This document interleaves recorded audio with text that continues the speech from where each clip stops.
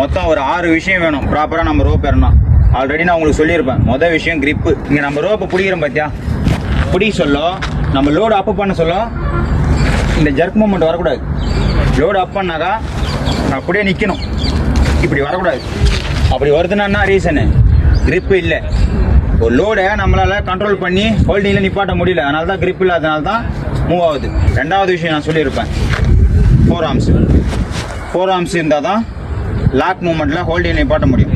4 arms. Third biceps, fourth ட்ரைசெப்ஸு, 5வது shoulder strengthen இருந்தால் தான் லாக் பொசிஷன்லேயே போயிட்டு ஃபைனல் ஸ்ட்ரெச் வரையும் போயிட்டு சின்ன பண்ண முடியும். ஒரு புல்லப்ஸ் அடிச்சு ஷோல்டர் ஸ்ட்ரென்தன் கம்பல்சரி வேணும். 6வதாக ஒரு விஷயம் இருக்குது, கோர் ஸ்ட்ரென்தன் இருந்தால் வேண்டியதான் நம்மளால் பாதி லெவலுக்கு மேலே ஏற முடியுமே.